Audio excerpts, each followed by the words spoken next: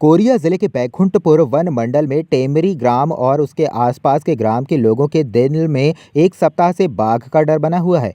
परंतु रोजमर्रा की जरूरतों के लिए घर से निकलना भी जरूरी है। स्थानीय लोगों के द्वारा बताया गया कि दिन में तो किसी भी तरह काम के लिए निकल जाते हैं, पर शाम 5 बजे के बाद घर से निकलने में खतरा बना हुआ है।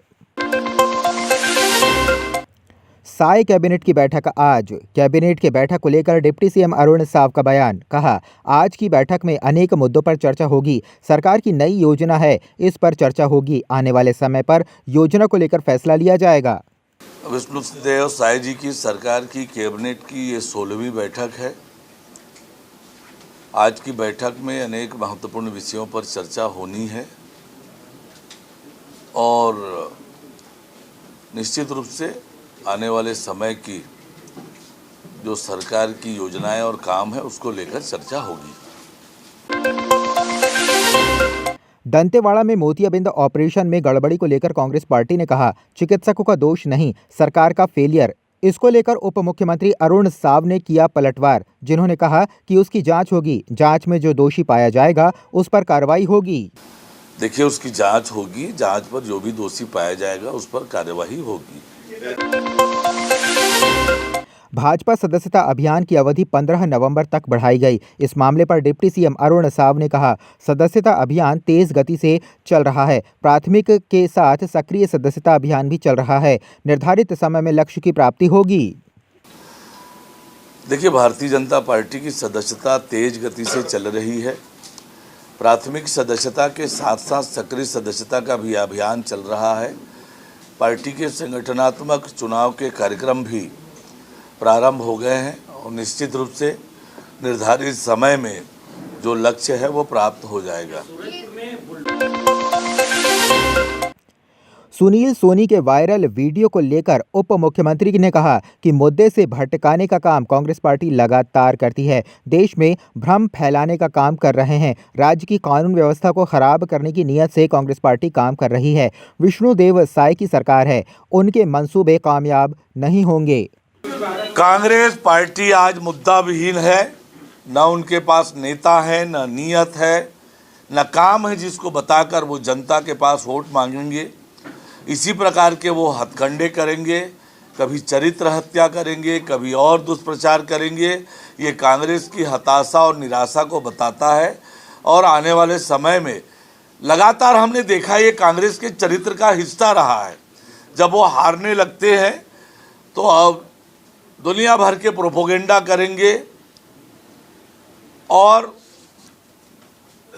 भ्रम फैलाकर वोट हासिल करने की कोशिश करते हैं, लेकिन ये कांग्रेस के हथकंडे नाकामयाब होंगे।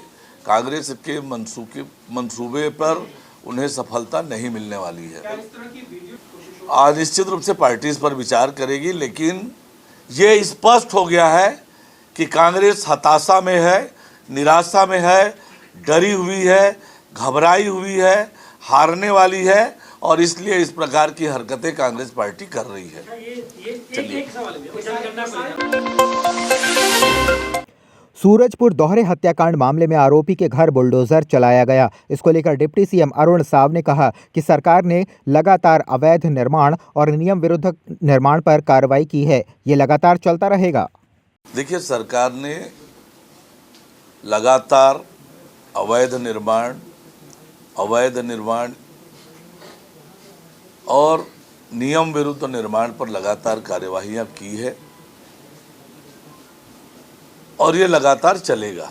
कांग्रेस कह रही है कि मुद्दे से भटकाने के लिए ऐसी कार्रवाई की जा रही है। मुद्दे से भटकाने का काम तो कांग्रेस पार्टी लगातार करती है। देश और प्रदेश में भ्रम पैदा करना और राज्य के कानून व्यवस्था को खराब करने की नीयत से कांग्रेस पार्टी काम कर रही है। राज्य के शांति को, सद्भावना को बिगाड़ने के लिए काम कर रही है कांग्रेस पार्टी। लेकिन ये विष्णुदेव साय जी की सरकार है, किसी भी कीमत में उनके मंसूबे कामयाब नहीं होंगे। सुप्रीम कोर्ट ने कहा था कि किसी भी आरोपी के घर पे आप बुलडोजर नहीं चला सकते, क्या इस तारतम्य में कोई आदेश का उल्लंघन तो नहीं हो जाएगा? देखिए, मैंने कहा कि जो अवैध निर्माण है, गैर कानूनी निर्माण है, वो कानून सम्मत ढंग से किए जा सकते हैं। ये दंतेवाड़ा में जो धमतरी जिले में एक बार फिर सड़क हादसा हुआ है। वहीं सड़क हादसे में एक व्यक्ति की मौत हो गई, जबकि 2 लोग घायल हुए हैं। बताया गया कि नगरी की ओर से कार में सवार होकर 3 लोग धमतरी की ओर आ रहे थे। तभी कार अनियंत्रित हो गई और सड़क किनारे खड़े ठेले को ठोकर मारते हुए साइड खड़ी हाईवा वाहन से टकरा गई, जिस पर तीनों घायलों को इलाज के लिए जिला अस्पताल लाया गया। वहीं डॉक्टर ने कुशल यादव निवासी सदर दक्षिण वार्ड को मृत घोषित कर दिया। अभी एक्सीडेंट का मामला आया है, 3 लोग टोटल आए थे और एक तो उसमें मृत आया है ना, उसकी ऑन द स्पॉट डेथ हो गई थी। और एक जो आया है उसको हाथ और पैर में चोट लगी है, फटा हुआ चोट है, बाकी वो ठीक है। और तीसरा वाला इंसान तो नॉर्मल है, उसको ज़्यादा कुछ चोट लगी नहीं है। ये करीबन 7:45 के करीबन हमारे पास आए हैं। घटना 6 बजे के आसपास की है, सियादही के आसपास।